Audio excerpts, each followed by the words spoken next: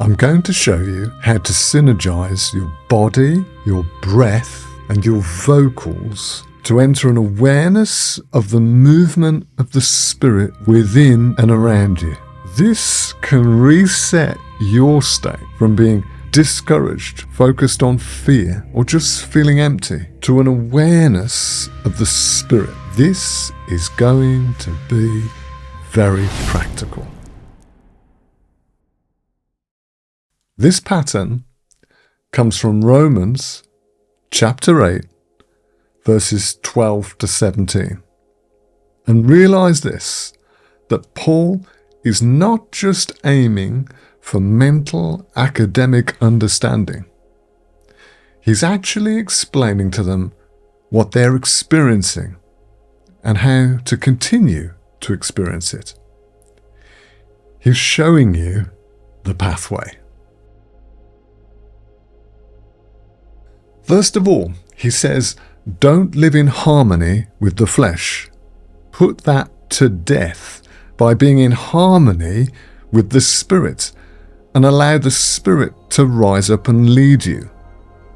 So I start walking, and I'm walking around, and I'm going to let that world and flesh focus literally slip from my body.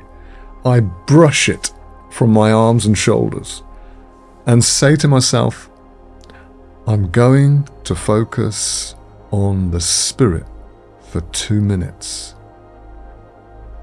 No matter how hard that anxious flesh state is calling, I'm going to be with the Spirit. I'm letting go.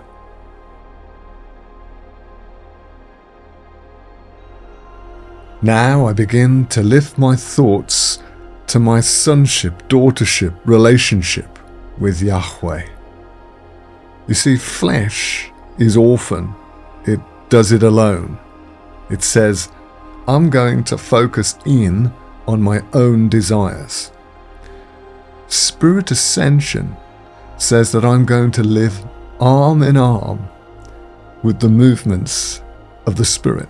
So then Paul tells us, in this state, I start to say, with breath force, Abba, Father, Daddy, Papa.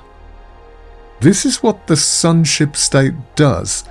It expresses with its body, breath, and vocals, Daddy, which affects the body. Paul uses a Greek word that means to say loudly, Abba, Father.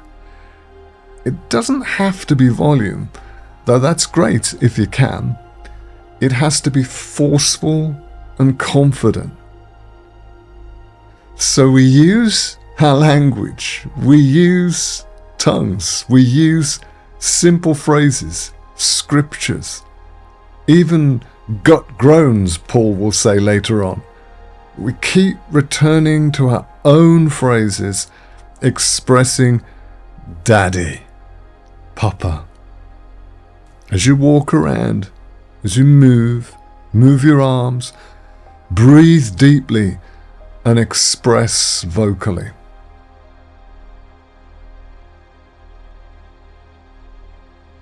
As you express Father, put your thoughts on the reality that the Spirit is flowing and expressing with you and through you in agreement, in testimony, going, yes. As Paul is saying, the Spirit is going, yes, you're a son, you're a daughter. He is more vocal than you. Allow yourself to become aware that as you express strongly, he is expressing more strongly. Focus on his voice, surrounding your voice, coming through your voice. Become conscious and focused on that cooperation with the Spirit, of him rising up within you and with you, leading you. You speak, he speaks at the same time. Your words, your voice, his word, his voice, wrapped up with yours. Like your words were anticipated by the Spirit, and he's leading you in saying them strongly.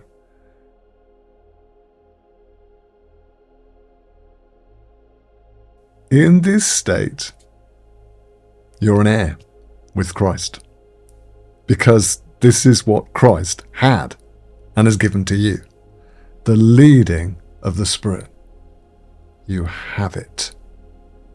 Here you have everything. You are abundantly provided for in the now. Right now, in this second, in this moment, with the Spirit. Grasp and dwell in that state of abundance with the Spirit, and go thankfully to rest inside. You see, you're now elevated with the Spirit, looking down on your flesh and circumstances.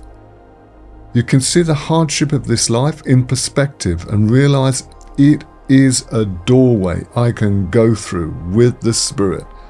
At the heart of suffering is our daily temptation to live in our own security rather than with the Spirit. Here, I choose intimacy, not independence. I'm shaped by this journey to be able to receive glory. I'm being changed with the Spirit in me, from one degree of glory to another.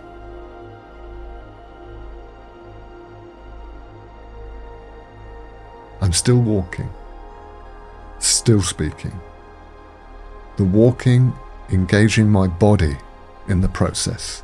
The bold speaking engaging my breathing in the process. The words I use vocalizing my spirit in this journey. 2 minutes, and I'm aware. Now, I'm in a different place. I see and move differently from here. On to the next thing, with a different state of more spirit awareness. I'm a son. I'm a daughter. Father, Practice it Daddy, now. Father.